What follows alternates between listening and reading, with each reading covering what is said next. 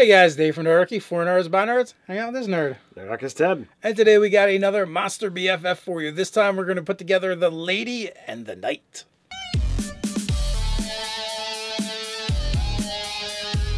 Jump down to the description below where you can sign up for Nerdarchy, the newsletter, get weekly gaming tips, as well as learn how to game with Nerdarchy.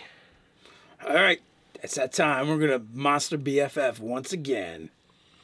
This time we are going to combine the horrific page 23 in your monster manual, the Banshee, with the Helmed horror, which, unlike the Banshee, is not undead, but it very much looks like it. And that is on page 183 of your monster manual. So one of the things that makes the Helmed horror really good for pairing up with other critters is someone has to create them. And then once they're created, they tend to obey and follow that person forever, pretty much. You know, even if that person happens to expire. like a Banshee. So we have this concept of this elf who has wound up, creating a Helmed horror, and then for whatever reasons, it passes on, and it passes through to unlife and becomes a Banshee. Chances are she was probably not a very nice person if she was creating a Helmed horror. That is true. I mean, they're neutral, but they really just look evil. That might be judging a book by its cover, though. Well, the Banshee is chaotic evil, and it's designed for nefarious ends, if you will. So totally would make sense if someone of this caliber was making suits of animated armor of death and destruction. So one of the things that we needed when we were coming up with the concept was we wanted something that would work with a Banshee, and their key ability does not affect undead or constructs. Hence the Helmed horror. So they've got was it the whale? Mm-hmm. So the Banshee releases a mournful wail provided that she isn't in sunlight. The wail has no effect on constructs and undead. All other creatures within 30 feet of her that can hear her must make a DC 13 con save. On a failure, the creature drops to 0 hit points. On a success, the creature takes 3d6 psychic damage. Now, as a challenge for a monster, being able to say, yeah, you failed your save, doesn't matter how many hit points you have, you're at 0. That's pretty potent. Yeah, that hurts a little bit. Now, the Helmed horror is a tough customer. It is also a CR4. It has a 20 armor class. And, oh, you know what? I didn't even realize these guys had a fly speed of 30 feet. I knew they had a walk speed. They 60 hit points. They're very tanky. Their physicals are high. Their mentals are all average, which is good for a construct. They have resistances to attacks that aren't adamantium or magic. They have immunities to force and necrotic and poison.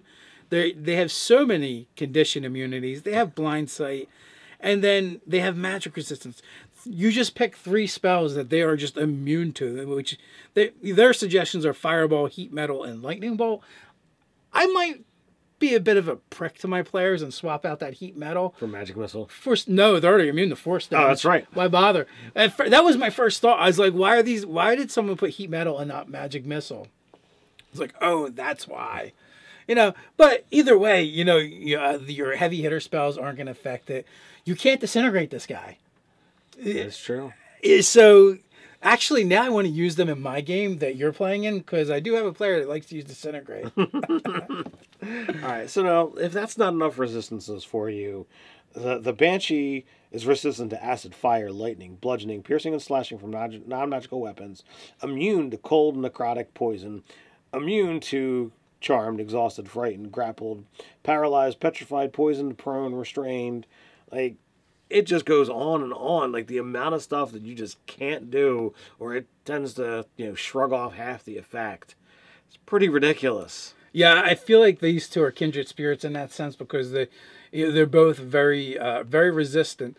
And, the other fun idea we had is this is essentially an empty suit of plate mail. Well, that makes a great place for its ally, the Banshee, to kind of hide out. So it does say it's got incorporeal movement. It can move through other creatures and objects as if they were difficult terrain. And she takes force damage if she ends her turn inside an object, but there's no space, there's no force there inside the armor. It's magic animating it. So I might take some creative license and say she's fine inside because there's nothing there to force her out. At the very least, you can use the Helmed Horror for cover. 3/4 cover easily. A lot of times, she can use her visage, her horrific visage, right through its face, and and he's going to make a really good bodyguard. This is great if you want to do like a remote, desolate tower in the wilderness someplace, and you want to make her your big bad. And this is the lackey. You can have some other monsters that they got to work their way up through till they finally get to the top or the bottom of the tower, depending on which way you want to do it. And these are the culmination of the adventure. Now, lately we've been doing a lot of, let's put a tweak on things where it looks like it's one monster, but it's really two. I think this creates a nice dynamic encounter, and you've got low-level monsters that you can do this with, and your players might be thinking, oh, do they have legendary actions? And they're trying to figure out how you're getting so many things that you can do outside of the creature singular's turn. So it could be a lot of fun to play with. So as we come up with these cool ideas that make these interesting encounters, we want to keep throwing them out there for you guys. Man, I am blown away that I never realized that a Helmed Horror could fly. I've used so many of these. It's one of my favorite monsters, to be honest with you, in 5th edition, because I just love the art to it. I've reflavored them and used them in different ways. Mm-hmm. But yeah, the idea of the Banshee and the Helmed Horror, you could do them wandering, you could do the Grove, you can do a tower somewhere. It's going to be cool. And, it doesn't have to be your typical encounter as well. You can make different ways of defeating it.